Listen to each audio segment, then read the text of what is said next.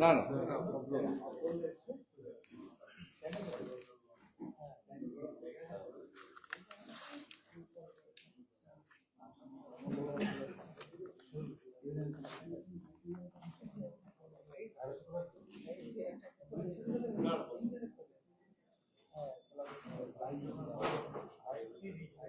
শুরু করি না, লেট করা যাবে না, এখানে মিটিং আছে, আরো কোলাঘাটে মিটিং আছে।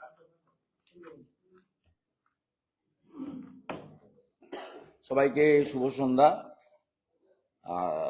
আপনারা জানেন আমাদের রাজ্য প্রদেশ বিজেপির পক্ষ থেকে আপনাদের ইনফর্ম করা হয়েছে, তমলুক জেলা কার্যালয়ে আমি আপনাদের সঙ্গে মিলিত হয়েছি নির্দিষ্ট একটি গুরুত্বপূর্ণ বিষয় নিয়ে, এসআইআর সংক্রান্ত বিষয় এবং সুপ্রিম কোর্টের রায় তার উপরে। আপনারা সবাই দেখেছেন যে সুপ্রিম কোর্টের যে আমাদের ভার্ডিক্টটা এসছে, যেটা এই যে আমাদের 9 ফেব্রুয়ারির যে অর্ডার, এটা সবাই পেয়েছেন এবং এর উপরে সংবাদ মাধ্যম বা অন্যান্য স্তরে অনেকে আলোচনা, প্রতিক্রিয়া ইত্যাদি দিয়েছেন। এবং সেখানে মাননীয় মুখ্যমন্ত্রী যে মামলাটি করেছিলেন তার পরিপ্রেক্ষিতে 19শে জানুয়ারি সুপ্রিম কোর্ট পর্যাপ্ত অফিসার দেওয়ার কথা বলেছিল। প্রথমত মুখ্যমন্ত্রীর সেদিনকার উপস্থিতি এবং শুনানিতে অংশগ্রহণ লাইভ ভিউতে দেখা গেলেও, সংবাদ মাধ্যমগুলি প্রচার করলেও, 19 তারিখের যে অর্ডার, সেই অর্ডারে কিন্তু কোথাও মুখ্যমন্ত্রীর নাম তার বক্তব্যের একটাও কিন্তু সুপ্রিম কোর্ট রাখেনি। সেটা আপনারা সবাই জানেন এবং অর্ডারগুলো সব আমার হাতে আছে। এই অর্ডারগুলিতে কিন্তু কোথাও মুখ্যমন্ত্রীর নাম বা তিনি শুনানিতে যে অংশগ্রহণ করেছেন এটা কিন্তু কোর্ট অ্যাকসেপ্ট করেনি অন রেকর্ড, যেহেতু উনি লয়ার দিয়েছিলেন।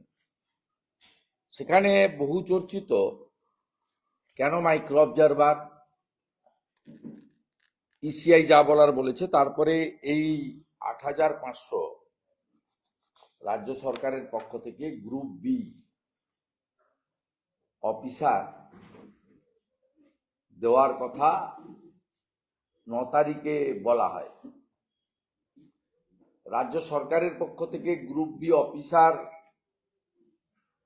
সুপ্রিম কোর্টের হস্তক্ষেপে দেওয়ার মধ্য দিয়ে তারা মাইক্রো অবজারভারদের উইথড্র করতে চেয়েছিল, যারা মূলত কেন্দ্রীয় সরকারের আধিকারিক বা কর্মচারী। সুপ্রিম কোর্টের জাজমেন্টে 9 তারিখে সেই মাইক্রো অবজারভারের সঙ্গে এদেরকেও সুপারভিশনে যুক্ত করতে বলেছে এবং আরপি অ্যাক্ট অনুযায়ী ইলেকটোরাল রোলের ক্ষেত্রে দুটো কলম আছে, দুটো ওয়ার্ড, অ্যাকসেপ্ট অবলিক রিজেক্ট। এই আইনে পরিষ্কার বলা আছে ইআরওরা তারা অ্যাকসেপ্ট অর রিজেক্ট করবেন, দে আর দ্য ফাইনাল অথরিটি। তার ইলেকশন কমিশনের যে গাইডলাইন আছে সেই গাইডলাইনের ভিত্তিতেই তাকে এটা করতে হবে। আগেও যা ছিল তাই, নতুন কিছু নয়। এবং সুপ্রিম কোর্ট এই ব্যাপারে হস্তক্ষেপও করেনি এবং এসআইআর প্রক্রিয়া নিয়ে সুপ্রিম কোর্ট খুব আপনার এই রাজ্যে যা চলছে, পুলিশ নিষ্ক্রিয় হয়ে শাসক দলের গুন্ডা এবং স্বয়ং মুখ্যমন্ত্রীর নেতৃত্বে যা যা হচ্ছে সে বিষয়ে ক্লিয়ার বলেছেন। আমি একটা জেলার আপনাদের এখানে দেখাচ্ছি, নদিয়া জেলা। এটা তো কোর্ট কন্টেম্প, যে কেউ সুপ্রিম কোর্টে যেতে পারেন, কারণ এই যে গ্রুপ বি অফিসার বলে যাদের দেওয়া হয়েছে, এরা অধিকাংশই গ্রুপ সি।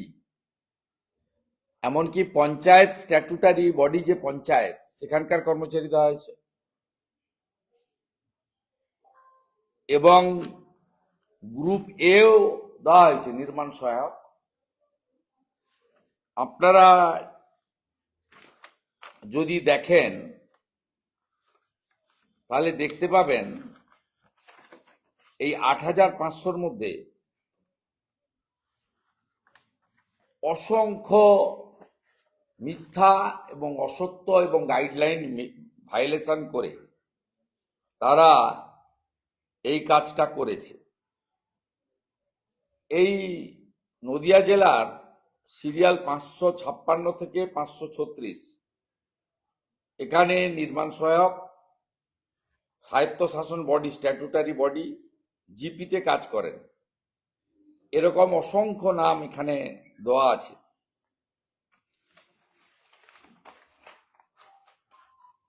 আমাদের শুধু তাই নয়, মৃত ব্যক্তি যিনি, মৃত শুধু নয়, রিটায়ার করে গেছেন, সেই রিটায়ার্ড ব্যক্তি serial number ৪৩৪, Swapan Kumar Biswas, retire করে গেছেন। তার নামও মুখ্যমন্ত্রীর বাহিনী, তাবেদার বাহিনী পাঠিয়ে দিয়েছে। এটার মধ্য দিয়ে এরা সুপ্রিম কোর্টকেও অসত্য, মিথ্যা এটা জানিয়েছে, এবং তৃণমূল কংগ্রেস, তার নেত্রী, তার সরকার মানেই দুর্নীতি করবে, মিথ্যাচার করবে, অসত্য বলবে, ফ্রড করবে, ম্যাল প্র্যাকটিসেস করবে। এটা স্বাভাবিক। এটা যে সুপ্রিম কোর্টের সঙ্গেও করানো সাহস দেখাবে, এটা আমরা ভাবতে পারিনি। এই তালিকা নিয়ে মুখ্যমন্ত্রী যেহেতু মামলা করেছেন তার বিরুদ্ধে, তার সরকারের দেওয়া অসত্য তথ্যের বিরুদ্ধে কোর্ট কন্টেম্প করা যেতেই পারে। আজকে একটু আগে ইলেকশন কমিশনের পক্ষ থেকে একটা অর্ডার বেরিয়েছে। ইলেকশন কমিশন আজকে একটু আগে 10ই ফেব্রুয়ারি, আজকে মধ্যাহ্নে, disposal of enumeration forms in conformity with the solemn order of Honorable High Court regarding, এখানে অ্যাডিশনাল চিফ ইলেকটোরাল অফিসার সই করেছেন সব ইআরওদের উদ্দেশ্যে। আমরা এটাকে ওয়েলকাম করি। যেমন ৮৩০০ ভারত সরকারের দেওয়া মাইক্রো অবজারভার, যারা এই রাজ্যের বিভিন্ন কেন্দ্রীয় সরকারের অফিস বা কেন্দ্রীয় সরকার নিয়ন্ত্রিত অফিসে কাজ করেন, তারা, আর সঙ্গে এই লিস্ট স্ক্রুটিনি হচ্ছে কতটা অ্যাকসেপ্ট করবে, কারণ গ্রুপ বি ছাড়া ইলেকশন কমিশন অ্যাকসেপ্ট করবে না, কারণ সেই মতোই বলা আছে সুপ্রিম কোর্টের অর্ডারে। যে কজনকে অ্যাকসেপ্ট করবেন তারা মাইক্রো অবজারভারদের সাথে ইআরও এবং এইআরওদেরকে সাহায্য করবে। কিন্তু এইআরও, ইআরওরা যদি আইপ্যাকের কথা শুনে চলেন, রাজনৈতিক আনুগত্যের বশবর্তী হয়ে যারা ওই 13টা প্রপার ডকুমেন্ট দিতে পারছেন না, বিডিওদের, ডিএমদের চাপে, নন্দিনী চক্রবর্তী মুখ্য সচিবের চাপে, আমি আবার আসবো, এলে দেখে নেব, বা মমতা ব্যানার্জিকে খুশি করার জন্য যদি চেষ্টা করেন, তাহলে কিন্তু ভুল করবেন, এবং তারাও কোর্ট কন্টেম্পটের আওতায় আসবেন। আমাদের পূর্ণ নজরদারি আছে, থাকবে। ইলেকশন কমিশন খুব ক্ল্যারিফাই করেছেন যে 19শে জানুয়ারির যে অর্ডার, তাতে ইলেকশন কমিশন যে নিয়মের ভিত্তিতে শুনানিতে আসা লোকজনের কাগজপত্র নিয়েছে এবং তার নাম অ্যাকসেপ্ট করবে বা রিজেক্ট করবে, এক্ষেত্রে কিন্তু সুপ্রিম কোর্ট ইলেকশন কমিশনের যে গাইডলাইন তাকেই কার্যত সিলমোহর লাগিয়েছিল। এবং যেহেতু একটা প্রচার তৃণমূলের পক্ষ থেকে, মমতা ব্যানার্জির পক্ষ থেকে করা হচ্ছে যে মাইক্রো অবজারভাররা শুধু নজরদারি করবেন, ডিসিশন নেবেন না, তাদের ডিসিশন নেওয়ার পাওয়ার আগেও ছিল না। এই রাজ্য সরকার যে এমপ্লয়ি দিয়েছে তাদেরও ডিসিশন নেওয়ার পাওয়ার নেই। এক্ষেত্রে ইআরও এবং ইআরওরা এইআরওদের পাওয়ার ডেলিগেট করেছেন। তারা দুটো ওয়ার্ডের মধ্যে একটা ওয়ার্ড রাখবেন, স্যাটিসফাইড হলে অ্যাকসেপ্ট, স্যাটিসফাইড না হলে রিজেক্ট। আমি আজকের এই প্রেস কনফারেন্স করছি একটু আগে প্রকাশিত ইলেকশন কমিশনের কলকাতা অফিস, পশ্চিমবঙ্গ অফিসের যে সার্কুলার, এটা অনেক সময় ডিএমরা চেপে রেখে দেয়, ইআরও এবং এইআরও পর্যন্ত যায় না, বিএলওরাও জানতে পারে না। এসব অনেক রকম ফ্রড, ফেরেববাজি, 420 এসব করে এখানে রাজ্যে নির্বাচনকে নিয়ন্ত্রণ করা, ভোটার লিস্টকে দূষিত করা, ভোট প্রক্রিয়াকে হত্যা করা, এবং এখানে গণতন্ত্র নয় তন্ত্র বেশি চলে। মুখ্যমন্ত্রী জানেন যে তিনি সমর্থন হারিয়েছেন এবং 15 বছর তার রাজত্বে যে প্রতিষ্ঠান বিরোধিতা ঝড় বইছে, তাতে 11 সালে যেভাবে মানুষ বামফ্রন্ট 34 বছর এনাপ চলে যাক এই হাওয়াই উঠেছিল। লোক প্রার্থী দেখেনি, প্রতীক দেখেছে, বিশ্বাসযোগ্য বিরোধী দলকে সেদিন ভোট দিয়েছিল। আজকেও ঠিক একই অবস্থা হয়েছে। এপ্রিল মাসের নির্বাচনে মানুষ পরিবর্তনের পক্ষে দেবে এবং তারা বিকল্প হিসেবে ভারতীয় জনতা পার্টিকেই মনে করে। তাই 19, 21, 24 তিনটে নির্বাচনে বিজেপি প্রধান বিরোধী দল হিসেবে এই রাজ্যের জনগণের সমর্থন নিয়ে স্বীকৃত হয়েছে। আমি আমাদের ইআরও এবং এইআরওদের বলব, ইলেকশন কমিশনের গাইডলাইন 19শে জানুয়ারি এবং 10ই ফেব্রুয়ারির যে অর্ডার, এই অর্ডারকে মাথায় রেখে আপনারা চলবেন, এতটুকু অন্যথা করবেন না। আপনারা তো 25 লাখই লয়ার দিতে পারবেন না, আপনারা খুব কম পয়সা বেতন পান, আপনাদের 7th 8th পে কমিশন হয়, আপনাদের 40%-এর বেশি ডিএর তফাৎ। এমন কাণ্ড করবেন না যাতে আপনাদের বিরুদ্ধে সুপ্রিম কোর্টে কেউ গিয়ে কোর্ট কন্টেম্প করে। আপনারা ভুল করলে আমি তো অন্তত যাব। আমি ইআরও এবং এইআরও বন্ধুদেরকে আমি জানাচ্ছি যথাযথ সম্মান দিয়ে, একটা ভুল যদি আপনার বেরোয়, আপনি যদি আপনার আইপ্যাককে, তৃণমূলকে, আপনার ডিএম তো কোনো অর্ডার দেবে না, ভার্বেলি বলবে এই দেখে নেবো। নন্দিনী চক্রবর্তী যেমন সব ডিএমকে ফোন করে বলেছেন, কেউ ভয় পাবেন না, আমরা ইলেকশন কমিশনটা বুঝে নেব। তাই আপনারা এই ভুল কাজটা এখানে করবেন না। কারণ মুখ্যমন্ত্রী যে উদ্দেশ্য নিয়ে গেছিলেন সুপ্রিম কোর্টে, অর্থাৎ এসআইআর প্রক্রিয়াকে বন্ধ করতে, 24 সালে লোকসভা ভোটের ত্রুটিযুক্ত ভোটার তালিকায় নির্বাচন করাতে এবং মাইক্রো অবজারভারদেরকে হাঁটিয়ে দিতে, তার যে ফন্দি ফিকির ছিল শুনানি বন্ধ করতে, সব মিলিয়ে এটা সবাই দেখেছেন কি মরিয়া চেষ্টা তার ছিল। সেই প্রচেষ্টায় কিন্তু সুপ্রিম কোর্ট কান দেয়নি। তারা ইলেকশন কমিশনের সাংবিধানিক ক্ষমতা মর্যাদাকে স্বীকৃতি দিয়েছেন। সাধারণ মানুষ যাতে হয়রানি না হয় তার জন্য ব্যবস্থা নিয়েছেন।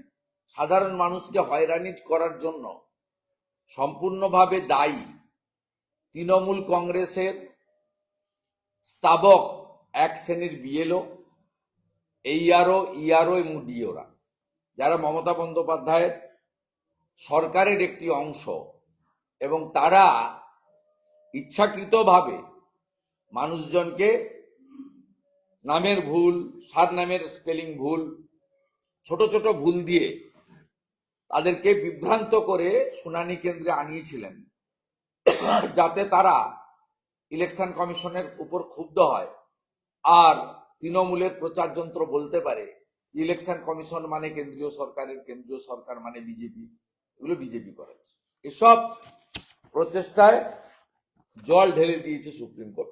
আমার আজকের এই প্রেস কনফারেন্সের দুটো বিন্দু ছিল।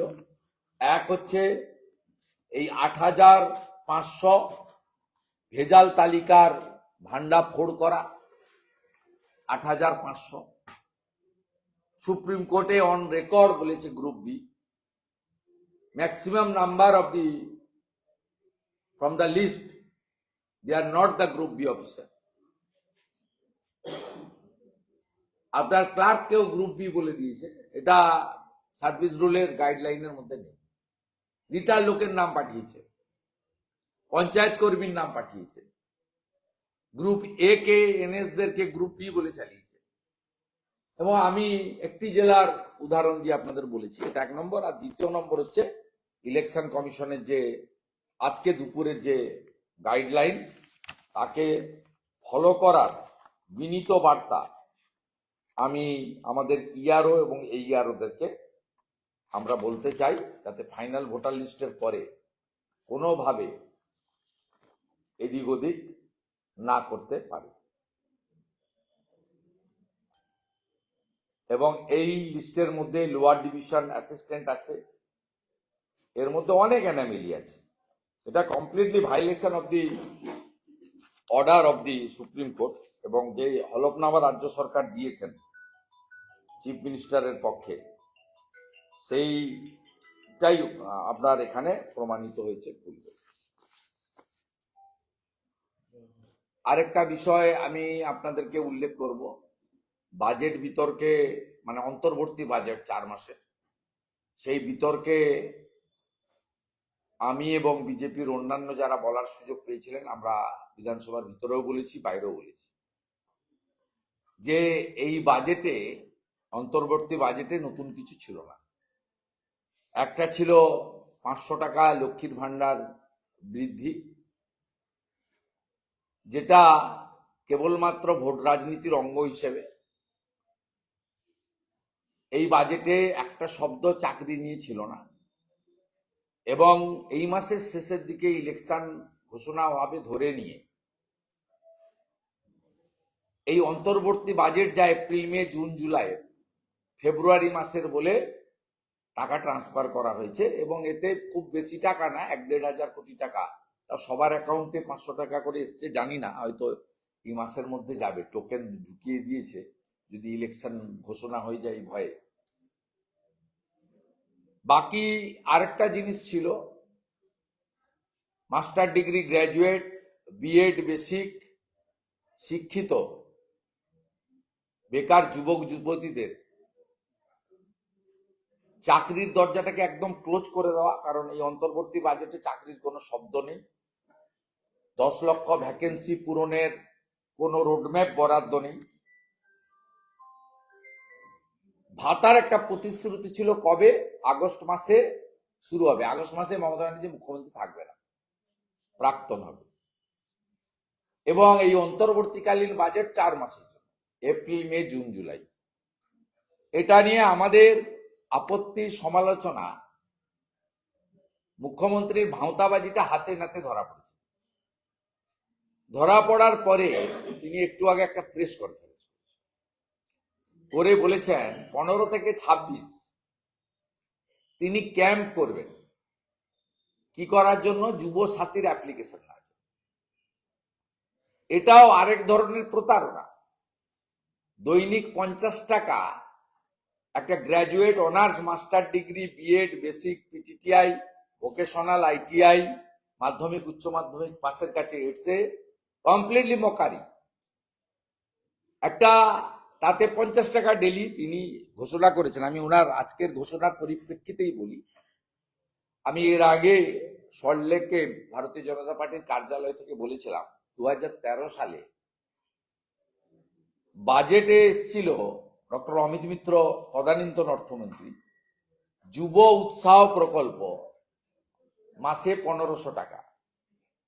মুখ্যমন্ত্রী নেতাজি ইন্ডোরে উদ্বোধন করতে গিয়ে কর্মসূচি বলেছিলেন যুবশ্রী। বাজেট বইতে লেখা আছে যুব উৎসাহ, উদ্বোধন হলো যুবশ্রী। ঠিক আছে, নাম পরিবর্তন করতেই পারেন আপনার প্রশাসন। ওই দিন বলেছিলেন 17 লক্ষ অ্যাপ্লিকেশন পড়েছে। আমি 1 লক্ষকে চালু করলাম, এই 1 লক্ষ চাকরি পেলে বাকিরা পরে পরে আসবে। 13, 14, 15, 16 এই দুটো অর্থবর্ষে এই কর্মসূচি চলেছিল। 17, 18 অর্থবর্ষ থেকে 24, 25 অর্থবর্ষ পর্যন্ত, এমনকি 25, 26 এই যে অন্তর্বর্তী বাজেট হয়েছে এটা 26, 27 প্রথম 4 মাসে যুবশ্রী প্রকল্প বলে কিছু নেই, তাকে তুলে দেওয়া হয়েছে।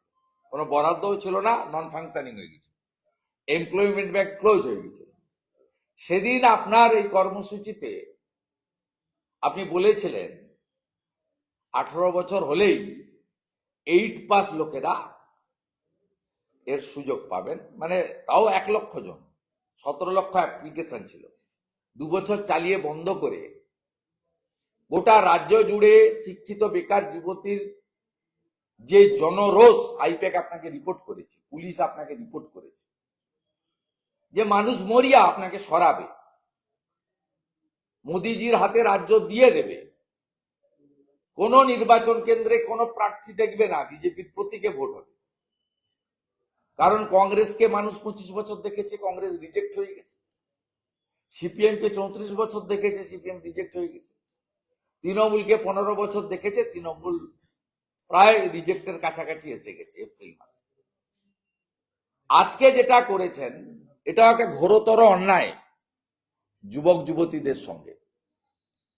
প্রথমত 60-70 লক্ষ পরিযায়ী শ্রমিক আছে, তাদের মধ্যে যারা মাধ্যমিক পাস 40 বছরের নিচে, তাকে মিনিমাম 2000 টাকা ট্রেন খরচ করে আসতে হবে ফর্ম ফিল আপ করার জন্য। এটা কে দেবে? উচ্চ মাধ্যমিক পরীক্ষা চলছে, মাধ্যমিক চলছে, ধারা 163 লাগানো আছে, হল মিটিং ছাড়া, হ্যান্ড মাইক ছাড়া হচ্ছে না কোথাও। আপনি এতগুলো সেন্টার খুলবেন, আপনি বলুন তো ভারতবর্ষের কোন রাজ্যে এনডিএ, নন এনডিএ এবং ভারত সরকার নরেন্দ্র মোদীজির নেতৃত্বে সফটওয়্যার, অনলাইন আইটি সিস্টেম চালু হওয়ার পরে সবকিছু পোর্টালে হয়, Aadhaar card, ration card, job card, Pradhan Mantri Jan Dhan যোজনা, পেটিএম, এমনকি সাধারণ হকাররাও ওখানে কার্ডে সবজি বিক্রি করার, চাল ডাল, মাছ, ডিম বিক্রি করারও তারা রেখেছে, দেখবেন, যারা ক্যাশলেস নিতে চায়। আপনি 15 থেকে 26, আপনার তো মাথায় নেই যে 15 তারিখ শিব চতুর্দশী, কারণ হিন্দুদের ধর্মীয় উৎসব আপনার মাথায় থাকে না। আপনার মাথায় থাকে কবে কি, আপনার মুসলিমদের কবে কোন অনুষ্ঠান, কখন বন্ধ রাখতে হবে, কখন অফিস খুলবে, বন্ধ হবে, কখন কি করা যায়, কটা ছুটি দিতে হয়, এই ব্যাপারে আপনি খুব সিরিয়াস। আপনি জানেন না যে 15 তারিখ রবিবার মহাশিবরাত্রি, এবং শিবরাত্রি 15 তারিখ বিকালে লাগবে, 16 তারিখ বিকেল অব্দি জল ঢালা চলবে। শিব চতুর্দশী, আপনার মতো পিতৃপক্ষ গিয়ে কাঁচি হিজাব করে কাঁচি চালানো হয় না। হিন্দুরা জল ঢালবে শিব চতুর্দশী যখন লাগবে, তার মধ্যে মহিলারা দলে দলে জল ঢালবে, যুবকরা করবে, সব হিন্দু লোকেরা করবে। আমি নিজেও রেয়াপাড়া শিব মন্দিরে যাব প্রত্যেক বছর। আপনি করেছেন, আপনি অ্যাপ্লিকেশন নেবেন ফেব্রুয়ারি মাসে, বলছেন এপ্রিল থেকে চালু করব। আপনি ভালো করে জানেন যে মাসের শেষে বা মার্চের প্রথমে নির্বাচন বিধি লেগে যাবে। বাকিটা আমি ফেব্রুয়ারির শেষে বলবো, এক্ষুনি বলবো। উনি তো আমার সব বক্তব্য শোনেন, আমি ফেব্রুয়ারির শেষে বাকিটা বলবো। আমি উনাকে বলবো এই ভুয়া কাজটা আপনি বন্ধ করুন। আমি পশ্চিমবাংলার শিক্ষিত যুবক যুবতীদের বলবো, যেখানে যেখানে ক্যাম্প করবে, পশ্চিমবঙ্গ প্রদেশ বিজেপির যুব মোর্চা যেটা করছে, নিয়োগ চাই বিজেপি তাই, আপনারা মুখ্যমন্ত্রীর লেখা চাকরি চাই কার্ডটা ওখানে জমা করান। যত বঞ্চিত যোগ্য চাকরি প্রার্থী সংগঠন রয়েছে, ওই ক্যাম্পের কাছে কাছে ব্যানার নিয়ে গিয়ে মুখ্যমন্ত্রীর উদ্দেশ্যে আবেদন জমা করুন। Group D, SSC, SLST, primary, upper primary, দমকল, পুলিশ রিক্রুটমেন্ট বোর্ড, যত পেন্ডিং, ফরেস্ট থেকে শুরু করে যত এই 15 বছরে যোগ্য চাকরি প্রার্থীদেরকে কলকাতায় বসিয়ে রেখেছে মশামাছি খেয়ে জল ঝড় কাদাতে, সবকে বলবো এই ক্যাম্পে গিয়ে করুন, ভদ্রভাবে শান্তিপূর্ণভাবে করুন। আমি আবারও আপনাকে বলছি, পরীক্ষা চলাকালীন 294টা বিধানসভা কেন্দ্রে 294টা ক্যাম্প করে আপনি যুবকদেরকে, ধরুন একটা বিধানসভা, তমলুক বিধানসভায়, তমলুক শহরে যদি ক্যাম্প হয়, তমলুক বিধানসভার শেষ বুথটি কোলাঘাটের রূপনারায়ণের নদীর পাড়ে খারুইতে, ময়না বিধানসভার শেষ বুথটি সবংয়ের একদম শেষ প্রান্তে দুবরাজপুরের কাছে, অথবা বলাইপন্ডা একদম পিংলার বর্ডারে জলচকের গায়ে। তাকে ওইখানে এসে অ্যাপ্লিকেশন দিতে মিনিমাম তার 200 টাকা খরচ হবে ন্যূনতম, টোটো, ট্রেকার ইত্যাদি, এবং যদি মুড়ি ছোলাও খায় 20 টাকা। আপনি মাধ্যমিক পাস 18 থেকে 40, এখানে ডাকছেন যে পরিযায়ী শ্রমিকটা তামিলনাড়ুতে আছে, গুজরাটে আছে, তাকে এই আবেদনটা করতে আসতে গেলে মিনিমাম আপ ডাউন গাড়ি ভাড়া 2-3 হাজার টাকা খরচ করতে হবে, এবং 4 দিন তাকে কাজ কামাই করতে হবে। আমি জানি, আমি এটা বলার পরে বাইরে থেকে যারা অ্যাপ্লাই করবেন তাদের জন্য আপনি অনলাইনে সিদ্ধান্ত নেবেন, আমি জানি। রাজ্যের বিরোধী দলনেতার কাজ আপনার ভ্রষ্টাচার, মিথ্যাচার এগুলো সামনে আনা। আমি যুবক যুবতীদের বলবো, পশ্চিমবঙ্গ প্রদেশ ভারতীয় জনতা যুব মোর্চার যে কর্মসূচি চলছে, নিয়োগ চাই বিজেপি তাই, সব পোস্ট কার্ড লিখে নিয়ে গিয়ে নাম ঠিকানা দিয়ে ওইখানে জমা করান। রিসিভ দেবে না, ঠিক আছে, জমা করান, ছবি তুলুন, সোশ্যাল মিডিয়ায় ছাড়ুন, একটাই স্লোগান উঠুক, টাটাকে চাই, শিল্প চাই, প্রতি বছর এসএসসি চাই, চাকরি চাই, সংরক্ষণ মেনে চাকরি চাই, SC ST, Hindu, OBC, physically challenge, ex serviceman, তার অধিকার রক্ষা করেই চাকরি দিতে হবে, এই আওয়াজে উঠুক। আমাদের সার্টিফিকেটের মূল্য প্রত্যেক দিন 50 টাকা হতে পারে না, আর বাকিটা উনি যে ঠকবাজিটা করেছেন এখানে, আমি 28 ফেব্রুয়ারি এই পার্টিকুলার ইস্যুতে, উনার এই নাটকটা 15 থেকে 26 হয়ে যাক, আরেকটা নাটক, যেমন পাড়ায় সমাধান ফ্লপ করেছে, পাড়ায় সমাধান ফ্লপ করেছে, পার বুথে 10 লক্ষ টাকা করে দেওয়ার কথা কোথায় গেছে? তমলুক বিধানসভায় যদি 300 বুথ থেকে থাকে নতুন নিয়ে, বা পুরনো ধরলে 250 বুথ থেকে থাকে, 10 লক্ষ টাকা করে হিসাব করুন, এই বিধানসভারই কত টাকা পাওয়ার কথা? 25 কোটি টাকা পাওয়ার। কোন পাড়াতে কোথায় হয়েছে উত্তর দিন।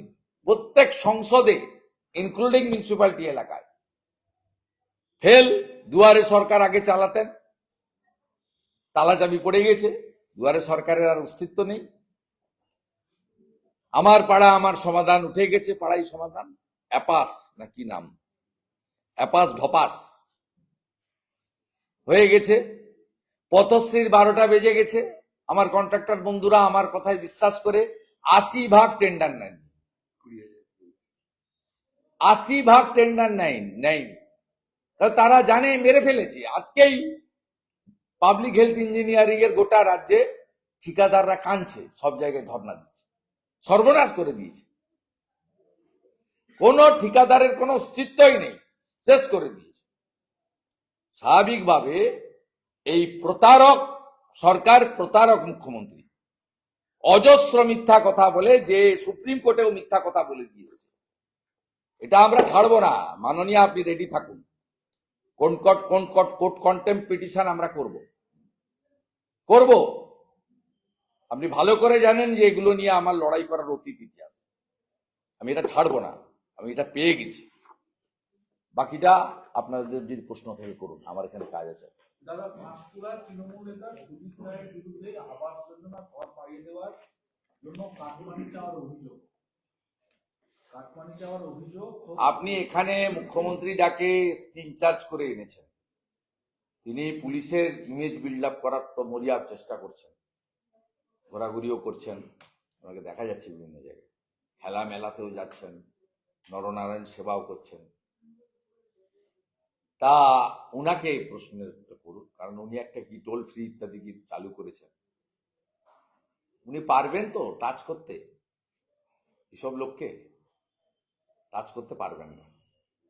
আজকে যিনি সুপ্রিম কোর্টে গেছিলেন এই জেলাতে আবার ঢোকার জন্য, তৃণমূলের উপপ্রধান কুরবান সার হত্যাকারী, সুপ্রিম কোর্ট ছুড়ে ফেলে দিয়েছে, ওনার ক্যাপিটাল কেস ছুড়ে ফেলে দিয়েছে।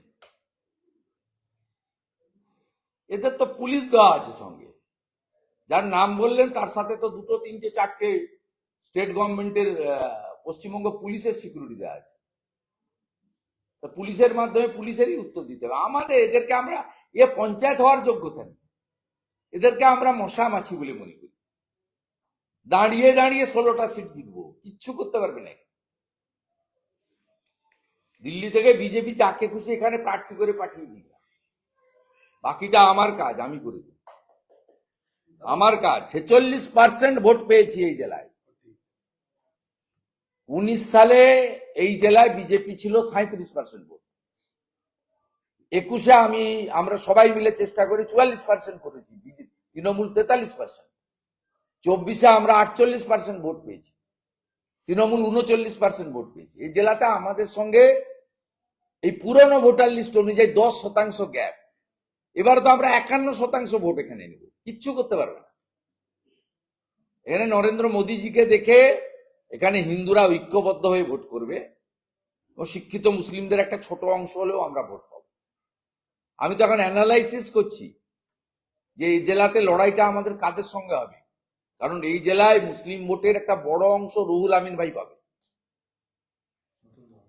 যদি তার যে ফ্যান ফলোয়ার্সকে 2014 সালে আমাকে লোকসভায় জেতানোর ক্ষেত্রে ওনার পিতৃদেব, ওনাকে আমি প্রচন্ড শ্রদ্ধা করি, তা উনি আমার ওই প্রকাশ্যে হলদিয়াতে সভা করেছিলেন। আমি জানি এই জেলার যে মুসলিম ভোট ব্যাংকের উপরে দাঁড়িয়ে ওরা রাজনীতি করে, তার যদি চায় উনার নতুন পার্টি উনি কি করবেন, ওরা তীব্র বিজেপি বিরোধী এবং ওরা লড়বেন না তৃণমূলের সঙ্গে, গোটাপ করবেন, সে আমি জানি না। যদি সত্যিকারে সিরিয়াসলি লড়ে তাহলে তো পাঁশকুড়া পশ্চিম, পাঁশকুড়া পূর্ব, নন্দীগ্রাম, মহিষাদল, এমনকি তমলুক, এইসব সিটে তো রুহুল আমিন সাহেবের পার্টির সঙ্গে বিজেপি লড়াই, তৃণমূল তো থার্ড হয়ে যায়। সিবিআই আদালতে গিয়ে আজকে আত্মসমর্পণ করলেন আক্তার আলী। আদালত তাকে জেল হেফাজতে পাঠানোর নির্দেশ দিয়েছেন। আরজিকর মেডিকেল কলেজে দুর্নীতির অভিযোগ তুলেছিলেন তিনি। আমি বলতে পারবো, কোর্টে চলে গেছে মামলা, কোর্টে চার্জশিটেড হয়েছে, কোর্ট ওয়ারেন্ট করেছে। এবারে যদি উনার বিরুদ্ধে অভিযোগ ভুল থাকে, উনি লয়ার দিয়ে লড়াই করুন। আমরা দেখেছি উনি দুর্নীতির বিরুদ্ধে লড়াই করেছেন, আর উনি যে দুর্নীতির সঙ্গে যুক্ত আছেন কিনা এটা আমার পক্ষে জানা সম্ভব নয়। আমি প্রকাশ্যে মিডিয়াতে যেটুকু দেখেছি সেটুকু বলতে পারি, বাকিটা আমার বলা ঠিক নয়। তবে বিষয়টা এখন তো কোর্টে, সিবিআইর হাতেও নয়, পুলিশের হাতেও নয়। চার্জশিটেড হয়েছে এবং চার্জশিট হলে কোর্ট ওয়ারেন্ট ইস্যু করে, ওয়ারেন্ট ইস্যু করেছেন, উনি স্যারেন্ডার করেছেন। এবারে উনি লয়ার দিয়ে প্রমাণ করবেন যে ওনার বিরুদ্ধে আনা অভিযোগগুলি মিথ্যা। স্যার সুপ্রিম কোর্ট যে নির্দেশ দিয়েছে, তারপর যে এই তালিকাটার কথা আপনিও বলছিলেন, আসলে বলিনি, দেখিয়েছি আমরা। হ্যাঁ, একবার মমতা বন্দ্যোপাধ্যায় আমি একটা নদিয়া জেলায় দেখিয়েছি কিরকম ফ্রড করেছে। 536 থেকে 856 লিস্টটা দেখুন, সিরিয়াল নম্বর। রিটায়ার করে গেছে, তার নাম দিয়ে দিয়েছি। কন্টেম্পট হবে তো, মমতা ব্যানার্জি রেডি থাকুন, কন্টেম্পট করবো আমরা। না, উনি কি সর্বস্তরে নিজের লোক ঢুকিয়ে রেখে একাধিপত্য? সর্বস্তরে মিথ্যাচার, দুর্নীতি। আমাদের এমনি ঘরোয়া আলোচনাতে 420 বলা এর বাদ। অগস্টের মধ্যে এপ্রিল থেকে পর হুমায়ুন কবিরের মেয়ের যে শ্বশুর বাড়ি রয়েছে সেখানেও এরকম ভাবে জমি জমা তারা 15টি ব্যাংক অ্যাকাউন্ট ফ্রিজ করা হয়েছে। হুমায়ুন তার দু মেয়ে তারা বলছে যে তারা তো তৃণমূল ওই চ্যাম্পিয়ন এসপি পাঠিয়েছে, ওনাকে পাঠিয়েছে এগুলো করার জন্য। ওনাকে গ্যারেজ করে দিয়েছিল, সিআইডি না কোথায় ঢুকিয়ে দিয়েছিল। ও মনে হয় বলেছে যে ওকে টাইট করে দেবো। ও করুক, হুমায়ুন সাহেব তার লড়বে, আমাদের কোনো স্টেক নেই। এরা সব তৃণমূলের টিম বি টিম। আজকে এসব ওখানে মুসলমান ভোট বিজেপি কে দেয় না, আর আমাদের লোকও নয়, আমরা উই আর নট ইন্টারেস্টেড। ওগুলো সব মিম বলুন আর হুমায়ুন বলুন, সব সব তৃণমূলের টিম বি টিম। ওদের সেকুলারিজমের নামে মৌলবাদকে স্থাপন করা গ্রেটার বাংলাদেশের এজেন্ডা, আর অন্য কিছু না। তো নিজেদের লড়াই নিজেরা করুন, আমাদের এর থেকে দূরে রাখুন। বেলডাঙ্গার ঘটনায় যে এনআইএ তদন্ত হয়েছে, তাতে ইউএপিএ ধারার কথা বলা হয়েছিল। সেই ইউএপিএ ধারা যাতে সরিয়ে দেওয়া হয়, তার জন্য রাজ্য সরকার সুপ্রিম কোর্টে যাবে। রামনবমীর মামলা নিয়ে আপনার কি মনে নেই? দিদিন চিফ জাস্টিস মিস্টার আপনার ছিলেন সেই সময়, আপনার আমি অ্যাপ্লিকেন্ট ছিলাম। শিবপুর রিসরা আপনার ডালখোলার ঘটনা এনআইএ হয়েছিল, সুপ্রিম কোর্টে গেছিল, রিজেক্ট হয়েছে। ভালো হয়েছে তো, সুপ্রিম কোর্ট শুনুক না। জাতীয় সড়ক রেলপথ বন্ধ রেখেছিল 3 দিন ধরে, শুধু হিন্দু শর্মার হোটেল ভাঙেনি, সাংবাদিকদের ধরে পিটিয়েছে, এবং এমন এমন চ্যানেলকে ধরে পিটিয়েছে যারা সারাক্ষণ মমতা ব্যানার্জির মিথ্যাচার করে। এই জিতে গেলেন, এই অমুক করলেন, শতাব্দীর শ্রেষ্ঠ, চমক দেখালেন, ড্রামাবাজ, নাটকবাজ, তাদেরকেও ধরে পিটিয়েছেন। মহিলা সাংবাদিকও ছাড় পায়নি। যাক না সুপ্রিম কোর্টে, সুপ্রিম কোর্টে যত যাবে, যে এসআইআর এ গেছিল বলেই তো আজকে এসআইআর নিয়ে সুপ্রিম কোর্টের ক্লিয়ার ভার্ডিক্ট চলে এলো। ইলেকশন কমিশনকে কিছু কাজ সংবিধান দিয়ে গেছে, সেটাতে কেউ ঢুকবে না, দেশের সরকারও ঢুকবে না, সুপ্রিম কোর্টও ঢুকবে না বলে দিয়েছে। মাইক্রো অবজারভার তুলতে গেছিল, মুখ পুড়িয়ে এসেছে। ভুয়া তালিকা দিয়েছে, এর জবাব দিয়ে ওদের করতে হবে। তো এটাও আমি আপনাকে বলছি, আমি তো অলরেডি ক্যাবিয়েট করে দিয়েছি। ওয়ান সাইডেড স্টে পাবে না, ক্যাবিয়েট আমার করা আছে। ভারত সরকারের কথা শুনবে, সব শুনবে, শোনার পরে supreme court will take decision. আমার তো পূর্ব অভিজ্ঞতা আছে। শুধু তাই নয়, এখানে নন্দীগ্রামেও তমলুক এআরডিবি নির্বাচনে বোম মেরেছিল বিজেপির মহিলা মোর্চার নেত্রী মামনি জানা, ইনজোর্ড হয়েছিল। সেই মামলার উপরেও এরা এসএলপি করতে চাইছে, আমি খবর পেয়েছি, সেটাও দেখছি। মামনি জানা নিজেও ক্যাবিনেট করেছে। ফর্ম 7 নিয়ে তো এখানে ছাড়াছাড়ির কোনো সিন নেই, এদের কপালে দুঃখ আছে। ফর্ম 7 নিয়ে যে ঘটনাগুলো ঘটেছে, তাতে পুলিশ ব্যবস্থা নেয়নি, ডিজিপি কে ফোকাস করা হয়েছে। তো সেই জায়গা থেকে দাঁড়িয়ে বিজেপি কি ব্যবস্থা নেবে তার হলফনামা উল্লেখ করার আগে? আমি প্রথম দিন বলেছি, ব্যক্তিগতভাবে এই পীযূষ পান্ডের ব্যবহারটা ভালো, এই আগের ডিজিটার মতো শয়তান নয়, এদিকে কাজ করতে দেবেন। আমি তো ওনার সঙ্গে 4 বছর মন্ত্রী ছিলাম। এই আমাকে আর সুব্রত মুখার্জিকে একটু একটু মানে করতেন নাকি, বাকি তো আমি সব দেখেছি ল্যাম্প পোস্ট। আমাদেরও কাজে বাধা নেই, এমনি কাউকে কাজ করতে দেবেন। কাজ না করে এমন অপমান করবেন, আপনি প্রত্যেক দিন অশান্তির মধ্যে নেই। তাতে স্বাভাবিকভাবে পীযূষ পান্ডে টান্ডে বলে লাভ নেই। এই মুখ্যমন্ত্রীকে এখান থেকে সরাতে হবে। যত সমস্যার মূলে আপনারা একে তাকে অমুক তমুক করে কোনো লাভ নেই। একে ভবানীপুরে হারাতে হবে, আবার হারাতে হবে, ডবল কম্পার্টমেন্টাল করতে হবে, এবং এর কাছ থেকে ক্ষমতা কেড়ে নিতে হবে। পূর্ব মেদিনীপুর এবং উত্তরবঙ্গ যে ভোটটা করেছে 21 এবং 24, এইটা ভারত পশ্চিমবঙ্গ করুন। আপনারা যারা কলকাতা থেকে এসছেন, কলকাতার ভোটারদের বলুন এই কাজটা করতে। হাওড়ার ভোটারদের বলুন, সাউথ 24 পরগনা ভোটারদের বলুন, আমরা তো রাস্তা দেখিয়ে দিয়েছি। মহামতি গোখলে বলতেন what Bengal thinks today, rest of India thinks tomorrow. আর তৎকালীন কংগ্রেসের নেতা সিআর দাস বলতেন what Midnapore thinks today, rest of the Bengal thinks tomorrow. আমরা তো করে দিয়েছি। 48% যদি ভোট হয়, 200টা 190, 95, 200 সিটে আমরা জিতবো, ডবল ডিজিটে নেমে যাবে। ট্রিপল ডিজিট তো সংখ্যা মেজরিটি তো দূরের কথা, তৃণমূল তো 100 নিচে নেমে যাবে, ডবল ডিজিটে নেমে যাবে। এইটা করুন, পশ্চিমবঙ্গের লোকজন বেরিয়ে এসে থাকবে।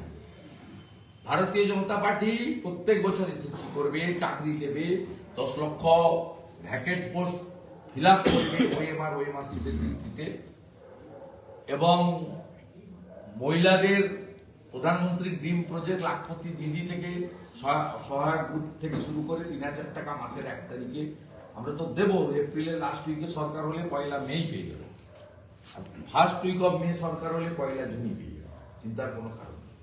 একটা মাস্টার ডিগ্রি অনার্স ছেলের দৈনিক সাম্মানিক 50 টাকা হতে পারে না। এইরকম টেবিল চেয়ার খুলে ভোটের আগে বেকার ভাতার ক্যাম্পেইনে উনার দাঁত কেলানো ছবি লাগানো থাকবে পিছনে, আর সবাইকে লাইন দিয়ে সে মাথা নত করতে হবে। পশ্চিমবাংলার লোক দেখবে বেকার সংখ্যা কত। আমরাও চাই চুপি চুপি না হোক, প্রকাশ্যে হোক। করোনা না হলে প্রধানমন্ত্রী শ্রমিক স্পেশাল ট্রেন না দিলে পশ্চিমবাংলায় এত পরিযায়ী শ্রমিক ছিল কেউ জানতো না। আর 15 থেকে 26 মমতা ব্যানার্জি যে টেবিল চেয়ার পাতবে, তাতে পশ্চিমবাংলার লোক জানবে 8 পাস তো বাদ দিয়ে দিয়েছে, 8, 9, 10 পাসের পর থেকে 40 বছর কত লাইনটা লম্বা, লাইনটা বাংলা দেখুক বেকার কত। নিয়োগ চাই বিজেপি, চাই নিয়োগ চাই বিজেপি, নিয়োগ চাই বিজেপি। দাদা আজকে তৃণমূল কংগ্রেস জাতীয় নির্বাচন এই এদের দেখে নিচ্ছে কি আছে